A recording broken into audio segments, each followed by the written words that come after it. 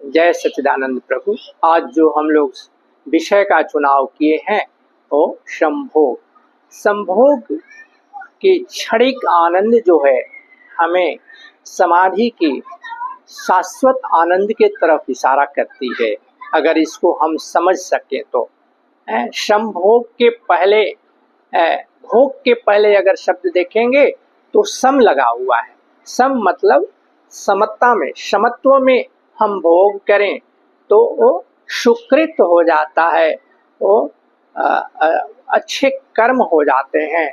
लेकिन हमें संभोग तक ही अगर हम सीमित रह जाएं तो हमारी सीमितता को दर्शाती है। तो जब हम संभोग में उतरते हैं तो क्या घटना घटती है, कैसे हम क्षणिक आनंद से, संभोग की क्षणिक आनंद से हम समाधि की शाश्वत विराट आनंद में जा सकते हैं। इसीलिए संभोग की काफी महिमा है कि भाई हम क्षणिक आनंद में कब तक फंसे रहेंगे। तो उस संभोग को अगर हम देखेंगे कि संभोग के समय घटना क्या घटती है, तो संभोग में जब हम उतरते हैं तो पहला चीज होती है कि हम पूरी संसार को भूल जाते हैं एंड वो सिंगल पॉइंट डिवोशन हो जाती है उस काम के प्रति, और कंप्लीट कंसंट्रेशन, कंप्लीट स्वीकृति हो जाती है। संपूर्ण, हम संपूर्णता से उतरते हैं, समग्रता से उतरते हैं। इसलिए उस समय क्षणिक ही सही लेकिन उस आनंद की अनुभूति मिलती है। वो क्षणिक आनंद ही हमें शाश्वत आनंद की तरफ इशारा करने लगती है। ये क्षणिक आनंद से तो कोई ज्यादा काम होने वाला नहीं है, क्योंकि अगर हम वही क्षणिक में ही फंसे रहें तो आगे का हमारा लक्ष्य जो है वो पूरा नहीं होगा। तो संभोग जो है वो सुकृत कर्म है, अगर हम उसको समझ सके। इसीलिए अगर हम देखेंगे तो संभोग को कभी हमारे शास्त्रों में भी बुरा नहीं माना गया है। अगर वात्स्यायन जी को देखिए तो पूरे काम सूत्र पर अच्छे ग्रंथ लिख दिए कि भाई आप काम तक ही मत फंसे रहो, काम के हर कलाओं में पारंगत हो जाओ और उससे निकलो, क्योंकि वहां रुकना नहीं है। सो अगर उतरना है संभोग में तो संपूर्णता से उतरें। हम आंशिक रूप पर कोई चीज कार्यों को करते हैं, इसीलिए वहां हम फंसे रहते हैं।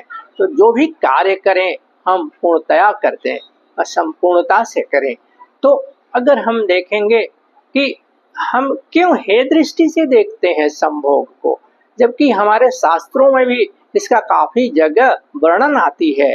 क्योंकि हमारा विकृत मन है, इसलिए हम काम को भी विकृत समझकर उसको उतरते हैं काम वासना में। तो काम में जब हम जाते हैं तो दो घटना घटती है। एक तो कंप्लीट कंसंट्रेशन होती है, हम सबको, पूरी संसार को भूल जाते हैं उस समय, इसलिए आनंद की अनुभूति होती है।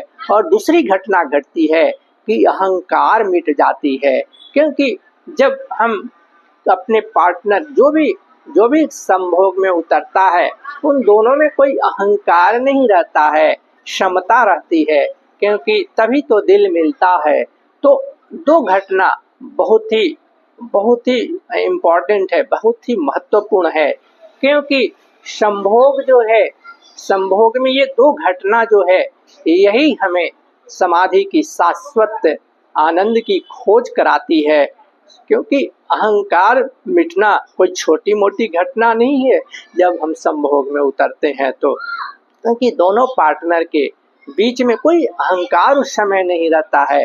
क्योंकि अहंकार जो है हमारे आध्यात्मिकता में सबसे बड़ी रोड़ा है, सबसे बड़ी बाधा है। तो ये घटना बहुत ही महत्वपूर्ण है अगर हम इसको समझें तो। सो हमने देखा कि पहले हम ऋषियों को भी इसमें लाया गया गृहस्थ आश्रम में कि आप अच्छे संतानों की प्रजनन करें। जैसे अगर हम देखें याज्ञवल्क्य, उनकी दो पत्नियां थी, अनसुईया और अत्रि मिले, उनकी सुदृढ़ गृहस्थ आश्रम थे। भगवान शिव और भवानी को देखें हैं कि संभोग में कार्तिकेय जी को लाने के लिए वो संभोग में उतरे कि अच्छी आत्माएं, क्योंकि उससे समाज का कल्याण हो। तो हम देखेंगे कि काफी हम नजर दौड़ाएं तो उसको कभी भी हे दृष्टि से नहीं देखा गया है, विकृत तौर पर नहीं हम काम को देखा गया है, क्योंकि ये हमारी पहली सीढ़ी है। काम से ही हम राम तक जा सकते हैं। अगर हम उदाहरण के तौर पर देखें कि हमारे पुराने मंदिरों में अगर आप जाएंगे तो बाह्य कार्य कलाकृतियों को देखिए तो काम वासना पर ही दिया गया। अगर आप एमपी के मध्य प्रदेश के खजुराहो मंदिर में गए होंगे तो वहां देखिए काम सूत्र के बहुत सारे आकृति दर्शाए गए हैं काम के ऊपर, लेकिन मंदिर के अंदर में कुछ ऐसा नहीं है। बाह्य दीवार पर ही वो आकृति अंकित किया गया है, काम के अलग अलग पोज को दिखाया गया है। तो ये क्या दर्शाता है कि अगर काम से राम तक पहुंचना है तो उसको आपको बाहर ही छोड़ना पड़ेगा, नहीं तो आप उसी में फंसे रहेंगे, संभोग तक ही आप फंसे रहेंगे, आप समाधि तक नहीं जा सकते हैं। तो अगर हम खजुराहो का, अगर हमको बड़ा ये अटपटा लगता है परिवार के साथ जाने में, लगता है कि ये ऐसी आकृतियां क्यों बनाई गई है मंदिरों के बाह्य दीवारों पर, तो काफी हम शायद अकेले जाना पसंद करते हैं, फैमिली के अपने बच्चे बच्चियों को ले जाना नहीं पसंद करते हैं बहुत लोग। लेकिन उसके आशय को अगर हम समझें कि बाह्य दीवालों पर ही क्यों अंकित है, अंदर में क्यों नहीं है, कहने का मतलब जब आपको विराट के तरफ जाना है तो क्षुद्र को बाहर ही छोड़ना पड़ेगा। तो कुछ पाने के लिए कुछ तो छोड़ना पड़ेगा। तो हम संभोग तक ही सीमित न रहें, हम उसके उच्चतम सीढ़ी को जाएं, समाधि जहाँ की आनंद की शाश्वता है, स्थिरता है, ठहराव है, केवल क्षणिक आनंद नहीं है। बहुत सारे हमारे पहले के ऋषि में देखेंगे कि सबको प्रेरित किया गया कि आप लोग गृहस्थ आश्रम में जाए, जैसे अत्रि और अनसुईया, याज्ञवल्क्य जी का हमने बताया है, वशिष्ठ, अरुंधति, बहुत सारे, कि भाई आप लोग अच्छे संतानों को नहीं लाएंगे तो धरा का कल्याण कैसे होगा। तो ये है। हम आप तुलसी को देखें, काफी कामी थे, लेकिन वही काम उन्होंने काम को अपने पत्नी के तरफ से हटाकर परमात्मा के तरफ मोड़ दिए। तो तुलसीदास, संत तुलसीदास हो गए। उन्होंने किया नहीं कुछ काम को, कुछ उसमें ज्यादा परिवर्तन नहीं किया, काम को केवल मोड़ दिया। जो काम वासना पत्नी के तरफ थी उसको उन्होंने परमात्मा के तरफ मोड़ दिया, यही काम किए और वो तुलसी, कामी तुलसी से संत तुलसीदास हो गए। तो ये है। सूरदास के साथ में भी यही हुई थी कि वो काम से कृष्ण तक गए, कि ये हमारी पहली सीढ़ी है संभोग। तो प्रभु इसको हे दृष्टि से न देखें, हाँ, लेकिन यही हम चिपके न रहें, हमको संपूर्ण जो अपना लक्ष्य है उसको प्राप्त करें और समाधि तक जाएं। तो अगर हम देखेंगे तो संभोग की बहुत ही संभावनाएं हैं, क्योंकि अगर हम संभोग से समाधि तक जा सकते हैं तो हम छोटे चीज के तरफ क्यों हम चिपके रहें। अगर हमें विराट सागर मिलता है तो छोटी जलाशयों का कोई महत्व नहीं रहता है।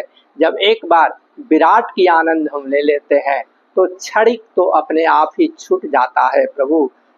इसलिए हम बोल रहे हैं कि हमें जो है संभोग की क्षणिक सुख जो है, हमें विराट समाधि की विराट सुख के तरफ हमें लेके जाता है। अगर हम गीता में भी श्लोक को देखें, ये गीता के विराट योग में अगर हम अध्याय 10 में श्लोका नंबर 28 में देखें तो भगवान कृष्ण क्या बोले हैं, प्रजनन च अस्मि कंदर्प, प्रजनन च अस्मि कंदर्प, संतानोत्पत्ति के लिए जो काम है उसके लिए मैं कामदेव हूँ। कहने का तात्पर्य है कि जब संतानोत्पत्ति के लिए हम संभोग में उतरते हैं तो दोनों पार्टनर की रजामंदी रहती है संपूर्णता से, उसमें कोई ये नहीं रहता है, उसमें हम संपूर्णता से एग्रीमेंट रहती है। सो प्रभु हम कभी भी संभोग को हे दृष्टि से नहीं देखे, लेकिन हमें उसी वहीं तक नहीं रुकना है, अपने परम लक्ष्य तक जाना है। तो हमें संभोग की क्षणिक आनंद को हम समाधि के शाश्वत आनंद तक पहुंचना है, क्योंकि अगर हम वहां रुक गए तो हमारी जीवन का लक्ष्य पूरा नहीं होगा। तो ये हर आदमी, हर मनुष्य को मिला हुआ है कि संभोग से हम समाधि भी तक जाएं। हमारे ओशो ने भी काफी इस पर जोर दिया, लेकिन हम उनको कुछ काम गुरु नाम दे दिए, क्योंकि उनके आशय को हम नहीं समझ पाए कि ओशो क्या कहना चाहते हैं, क्योंकि उनका भी ओशनिक था। ओशन माने विराट, इसलिए वो विराट रूप में दिए। लेकिन हमारा क्षुद्र मन जो है वो क्षुद्र ही समझती है कि संभोग का क्या मतलब है। नहीं तो भोग ही रहता, सम नहीं लगाया जाता भोग के आगे, क्योंकि वो सुकृत कर्म है, इसलिए सम लगाया गया। प्रत्यय से, सम प्रत्यय से जोड़ा गया भोग को, तो संभोग हो गया, क्योंकि संभोग में समाधि की संभावना है। सो शूद्र से विराट बनने की उसमें संभावना है। सो सबसे बड़ी घटना वही है कि हमारी अहंकार मिट जाती है।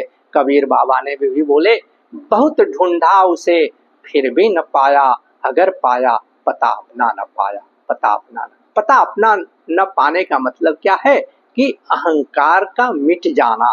जब अहंकार हमारे अध्यात्म में अगर मिट जाती है तभी हम परमात्मा तक जा सकते हैं। अगर बीज मिट्टी में पूरा मिल जाता है, मिट जाता है, गल जाता है, तभी बड़ा वृक्ष बन जाता है। तो हम संभोग को हल्के फुल्के न लें, इसका विराट रूप को हम देखें कि संभोग से क्या क्या संभावनाएं हैं। तो संभोग से हमें समाधि की संभावना है, हम शाश्वत आनंद में उतरे, क्षणिक आनंद को छोड़कर। सो प्रभु अब मैं इस विषय पर अभी वाणी को विराम दूंगा, और मेरी जो हमेशा की तरह जो स्लोगन रहती है, नारा रहती है कि हम ध्यान और शाकाहार जगत को अपनाएं और धरती को स्वर्ग बनाएं, और हम अपने जीवन को खुशहाल करें। सोचने की नज़रिया हमारी बदल जाती है। सो ये है। और दूसरी की, अगर आप लोगों को वीडियो अच्छी लगती है तो आप लोग शेयर कीजिए, सब्सक्राइब कीजिए, लाइक कीजिए और कमेंट बॉक्स में भी दीजिए, क्योंकि वन वे कम्युनिकेशन न रहे तो उसमें संवाद का भी आनंद आएगा। जय सच्चिदानंद।